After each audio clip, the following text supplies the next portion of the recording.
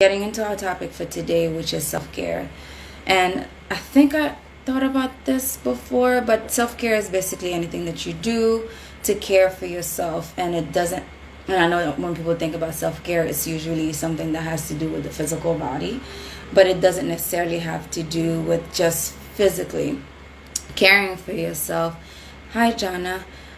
It's not. It doesn't have to do with only caring for yourself, but it also has to do with caring physically. But it also has to do with caring for yourself emotionally, caring for yourself, maybe mentally, financially, professionally, spiritually, all of your whole self. So today we're gonna talk about how to take care of your whole self and not just your physical body, because I think at this point a lot of us know how to take care of ourselves physically.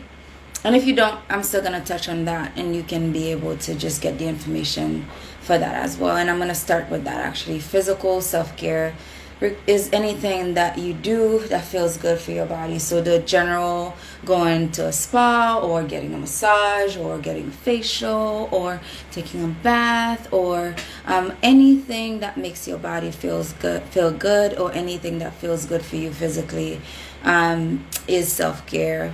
And so that includes getting the right amount of sleep, moving your body around.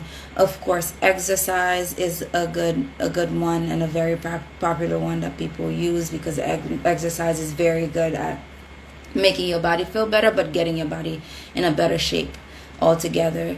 And then what you eat also can be a good physical self-care, because if you notice, sometimes when you eat more greasy stuff or things that are on the less healthy side, then it drains your energy and you don't feel as good than if you had a green and very healthy and what your body likes generally. So pay attention to the amount of energy that you have after you eat certain foods. And I'm not a nutritionist, but I know that this impacts us. So, and even like physically for myself, I had to make some changes to my diet, because not because I'm unhealthy, but because I noticed that like in my body, like when I eat certain types of foods, then I have more energy, especially in this season for me that is a very like busy, where I'm working a lot. So switching my diet at this point was a act of self-care for me, because I'm able to put more healthy stuff in my body, and I'm able to feel better and have extra energy to be able to do more than I used to be able to handle regularly. So that shift was very good for me, but I think it's up to you to decide what you can handle and what that shift is going to look like for you. Maybe if you can't exercise 5 days a week, maybe start with 1 day a week. Maybe if you can't go to the gym and you prefer a dance class or something that allows you to still move around, but still it's not like using equipments and stuff like that. Or maybe you prefer a home workout. So whatever works for you, find that and just take care of your body in that way. Emotional self-care has to do with understanding your feelings and taking care of the emotions. And if you are a person that, there are people that experience a lot of emotions, and there are some that don't experience a lot of emotions. Knowing yourself is extremely important, because that will help you figure out how much care, or how much emotional care your body and your mind need altogether. So knowing, I don't know if you can hear this, but there's construction outside my house. So if just try to keep track of my voice.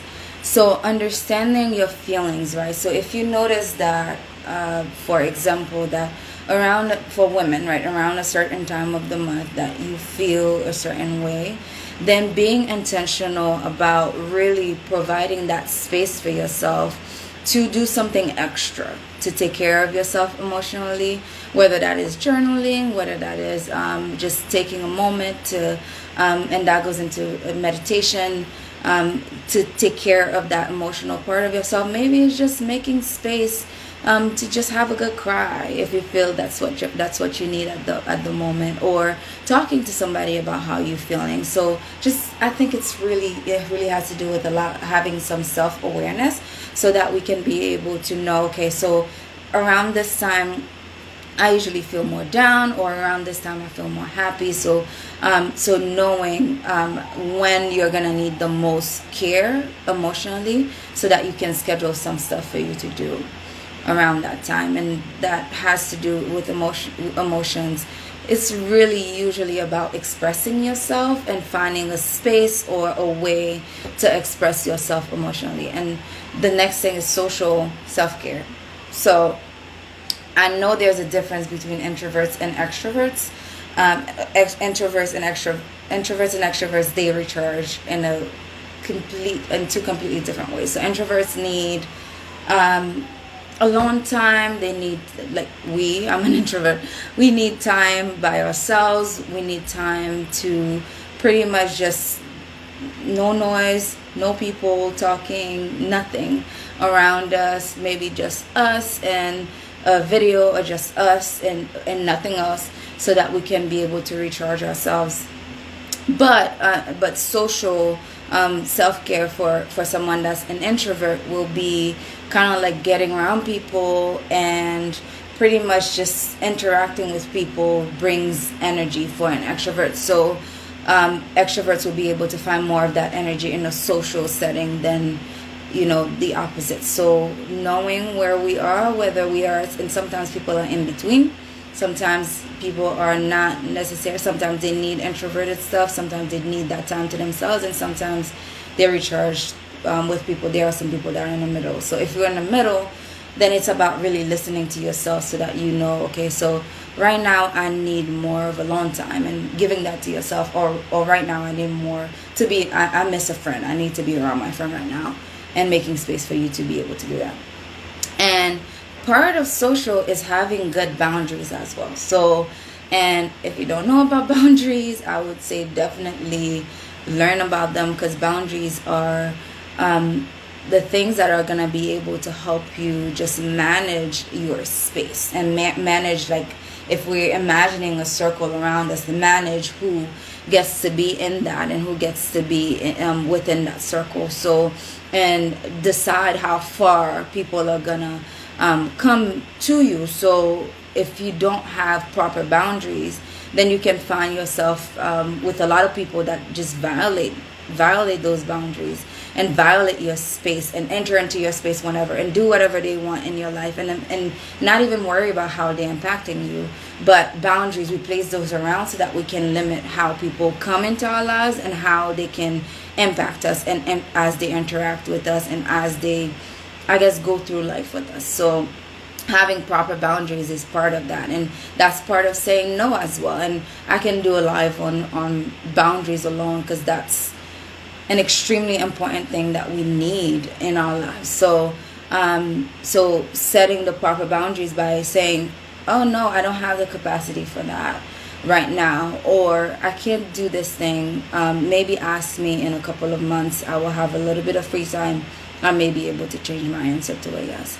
And I'm just gonna pause here to let you know, with boundaries, that you don't have to give people answers to requests right away. Like, you can say, hey, give me some time, I'm gonna think about this for a day or two. I'm gonna look at my schedule and see if I'm available, or I'm gonna see if I can move things around to make space for this, and I will give you an answer then. So you don't necessarily have to feel obligated to let people know right away that this is something that you're gonna do. Or some people are on the opposite, that they say no to everything. Like, I can't do this. Like, don't ask me for anything. I'm not available. The shop is closed. Like, all of it. They say no to everything. But I think it's about finding a balance between what we want and what we need and what we can handle, and people's requests and their requirements and their expectations and all of that.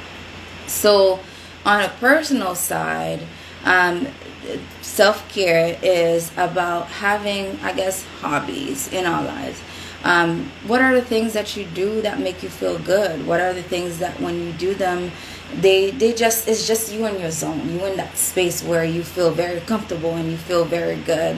What are some things? Or do you have any hobbies or any things? Like, for some people it's just getting their bikes, which and they overlap, right? Getting your bike and going out can be a hobby, but it can also fall within that exercise and that physical self-care side. So getting your bike, going outside and just riding that and not having anything. Or maybe it's just picking up a crochet needle and knitting and crocheting or knitting, or maybe it is just creating videos for YouTube or Instagram or TikTok or whatever it is, whatever that thing is, whatever that hobby is. Just that could be like your personal self-care, those things that you're doing to pretty much take care of yourself. And with that personal thing is also, I know I spoke about that with social, but crafting that time for you to be by yourself and alone, and for you to be able to just have that time to recharge if that's what you need at the moment. And also spiritual, and next is spiritual self-care. And whatever your spirituality is, then you can figure out what that means for you. But it's discovering what your belief is and focusing on that, and just having those practices that you do, such as maybe prayer or meditation. Most people have a book that they do follow, like a Bible, or like whatever you call it for your own religion. But using that to be able to have a guide for your life, and maybe reading that Bible or that book, and really just practicing that spiritual self-care, because it's helpful to have faith, and it's helpful to have something greater than yourself that you believe in. So if you do believe in God, then using just prayer to talk to him and to be able to take care of that spirit self, that spirit side of yourself, because we are made of body, soul, and spirit.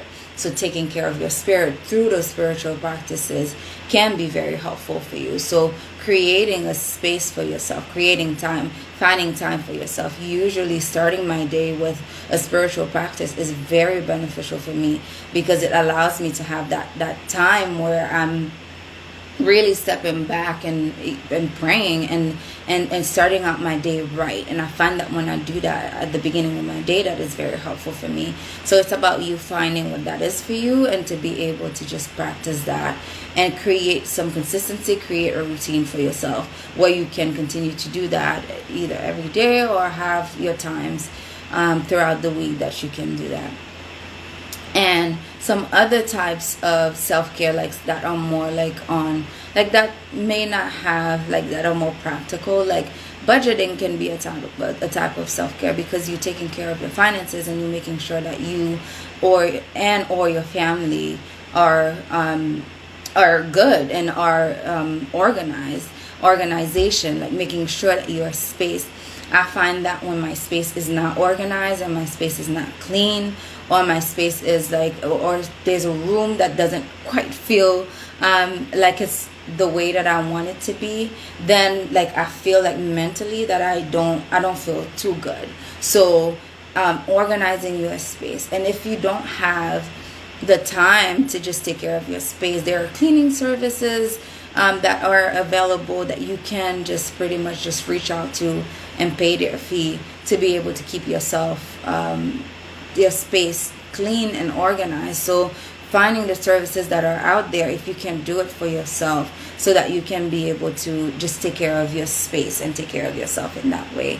And maybe if you can't afford to pay for a service, there's a family member that would gladly volunteer, or a friend that would gladly volunteer to help you with that. And it's a matter of just reaching out to those that care about you, and asking for help, basically, with those things. And also your safety and security, right? Because that's also self-care.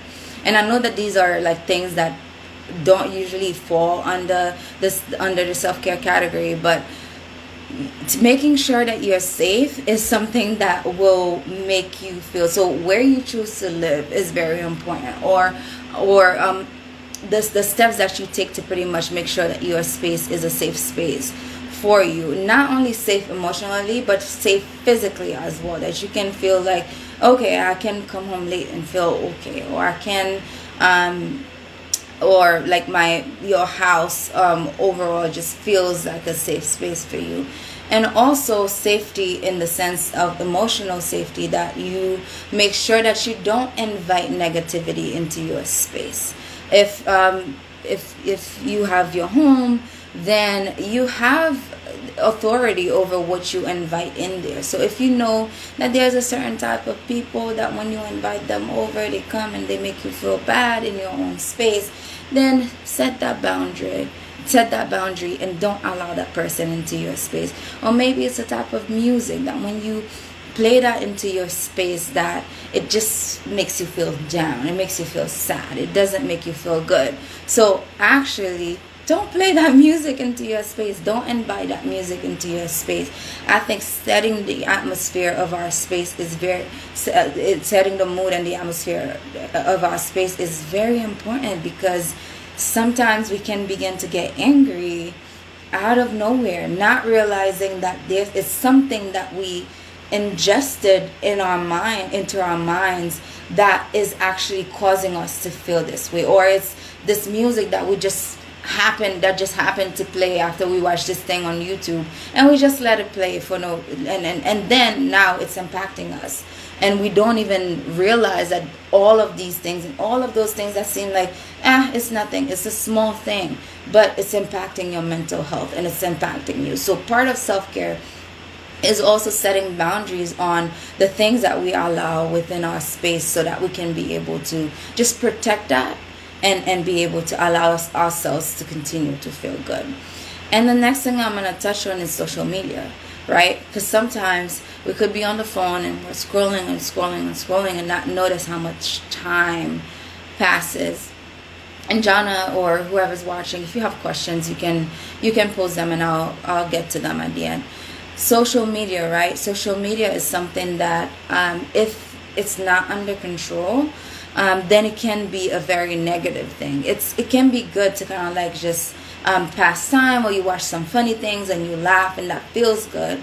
But there's a point that sometimes we have to disconnect. Sometimes we have to take that time to not scroll or not just continue to look at things, because, for example, if I know that one of my triggers are, let's say, seeing people with something that I'm working towards or that I don't have yet, or something that I'm very dissatisfied about in my life, then going on social media and that's all I'm seeing, and I'm seeing it and I'm looking at it, and it's causing me to get to that point where I'm beginning to compare myself to other people, or I'm beginning to just look at this and it makes me angry that I don't have this thing yet. But before I saw all of those posts, I was fine. I knew the steps that I was taking to get to that thing that I'm working towards. But when I see some people that are at the phase where they've already received that thing, then I'm like, I can't wait. All of a sudden, I can't wait for me to get through the steps, for me to get to that thing. So if you find that there's something that you see that is triggering for you, there's something that is causing you to just not feel good about you anymore, or that is causing you to begin to just compare yourself to other people, I would say definitely shut that down for a period of time and just let your followers know, I'll be right back. I'm going to take some time and take care of myself.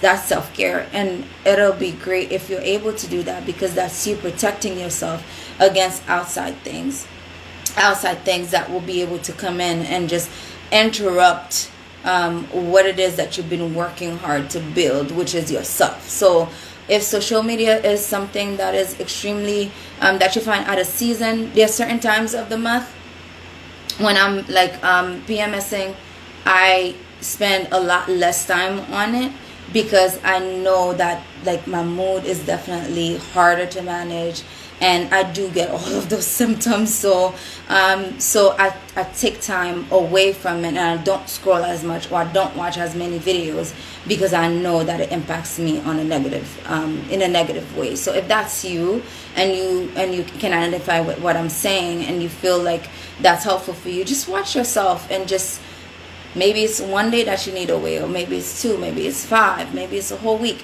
Just decide what it is that feels good for you and do that for yourself. I don't think anybody's gonna notice a huge difference with you not being on social media for a little bit of time.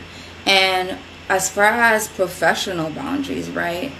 And this can be professional boundaries, but also professional self-care. Like making sure that you, like, a lot of the people that I work with struggle with just being able to work from 9 to 5, and they would go overtime. They would work. Some of them would work until midnight.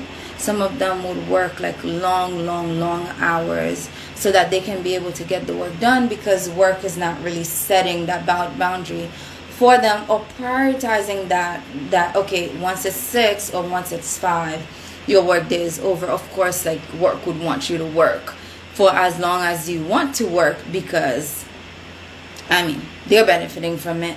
But I think it's important, and if you can get yourself to a place where you can really say, okay, I'm gonna work from 9 and I'm gonna sign off today at 5 o'clock once it's your time to sign off. And having this boundary actually allows you time to do other things and to be able to take care of yourself in other ways, so that tomorrow you can go back to work and be able to give it your all. So working extra long hours on one day would be able to, yes, allow you to get more done, but at the same time you would work the next day at a much slower pace, because you're exhausted and you didn't allow yourself that time to be able to take care of yourself, or to be able to eat a proper dinner, or to cook the right meal for yourself to eat. So before you go and just devote that amount of time to it, make sure that you're also allowing yourself to just have a cutoff time that you work, and set those boundaries at work, that maybe take your lunch break. Like, you'd be surprised how many people don't take a lunch break. They don't allow themselves to take that break, because maybe the work environment doesn't allow for that, or maybe that they so focus on, okay, I have a flow going, I'm just gonna stay and work. But taking that break in the middle of the day allows your brain to stop. And it's the research shows that if we're able to take like 16 minutes out of the day, my computer is dying, 16 minutes out of the day, and just allow ourselves to just close our eyes and don't think about anything, just slow ourselves down, then that's enough for the brain to recharge itself a little bit.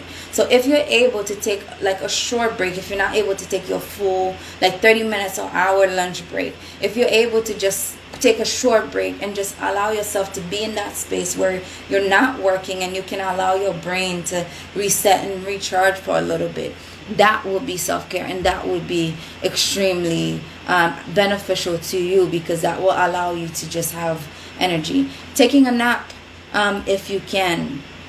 Jana says walking away from work as in present can be considered a form of self-care as well.